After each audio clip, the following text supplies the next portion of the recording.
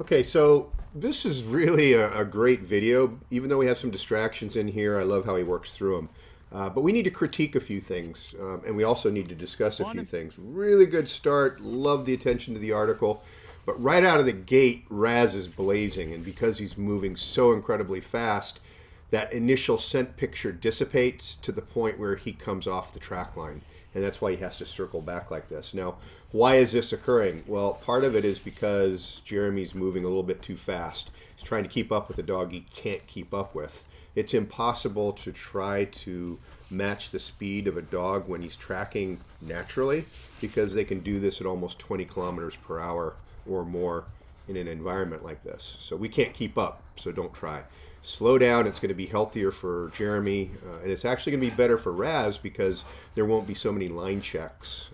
The simple act of trying to keep up sometimes creates so much tension on the lead that's not consistent that can literally pull the dog off to the left or to the right.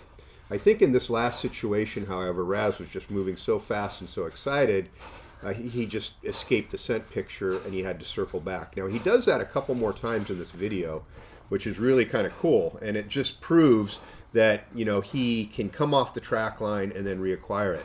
Now let's discuss something else that we're seeing here. Look at this heads up behavior that we have going on here.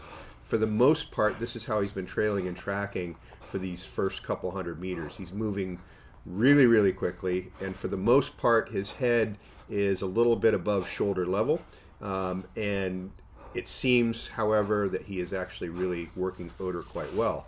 Every now and then he'll drop his nose kind of down, but for the most part it's relatively high. There's two reasons for this. Number one, you've got beautiful productive source, taller vegetation. It puts the scent right in his face. But the other thing is that Raz has always been more of a nose-up dog.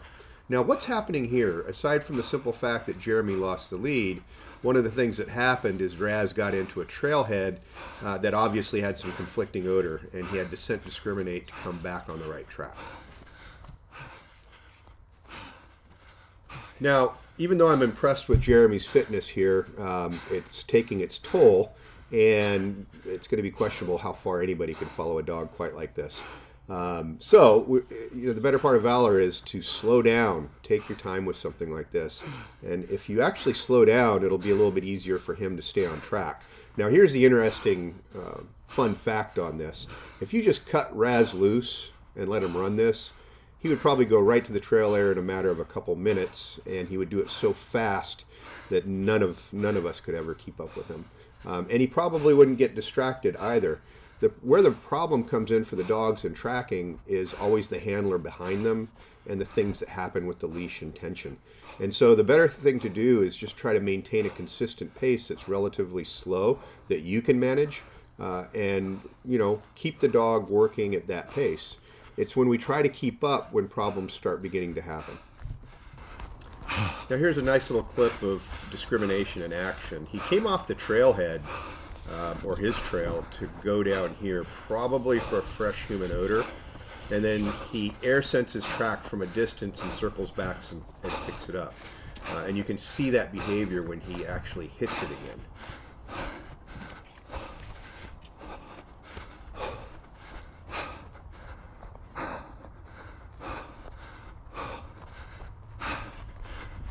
Okay, so you're starting to get a little bit of an air scent here. You get a head pop to the right here, you're going to get a couple more coming up, and as he gets closer to the odor, this scent picture, it's becoming more interesting. Now these are distractions, this is not our trail air, and this is one of the things that happens in a situation like this where you have multiple people in the same area as your track line. Now, as Raz gets better, he's going to leave these things and not be quite as interested.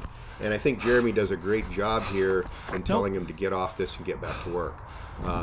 It's not uncommon for mals wanting to, especially patrol dogs, to want to check out everybody that's out there. It's very, very common, but what we have to do through repetition is correct him off the distractions to make sure he gets off the track. Now, Jeremy's timing is really good, and Raz gets right back on it, which is wonderful. In the past, this wouldn't have happened so easily.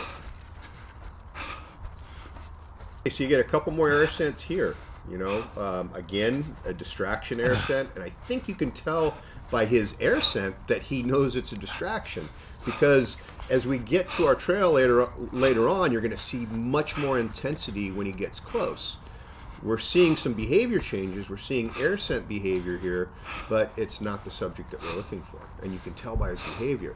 Now, as he gets more consistent and he works through more of these trails, he's going to be less interested in the distractions in these situations, and this is exactly what we need to have happen. So really good timing for Jeremy on the correction here, getting him back to work. Nope. It's not too Nope. forceful, but it's enough just to make him say, hey, Nope. you know, you need to get back to work and do your thing. And again, what's really great about this is Raz does not hesitate, gets right back on the trail, and it's just going to show how his maturity is really, really starting to come up. I want to remark again, and just the body posture that we're seeing in Raz here. If you know we're going with traditional tracking, anybody who is familiar with traditional tracking and that traditional nose down behavior is not going to be happy or comfortable with this body language. They want to see that nose down on the ground, and a lot of times the dogs is going to be forced to do it.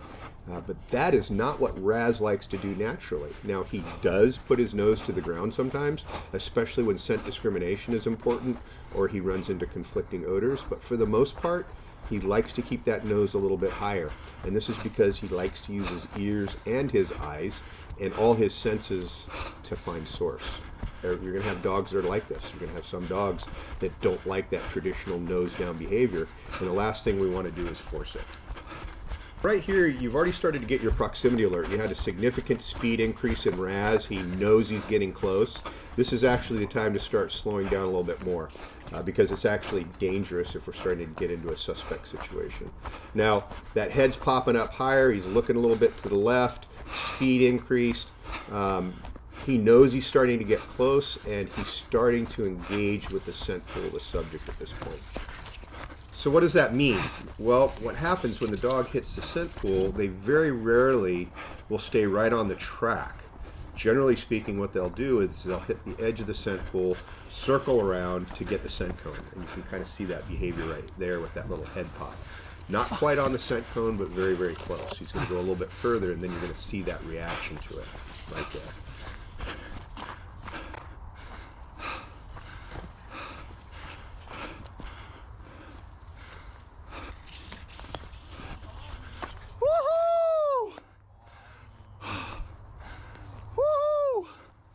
Super!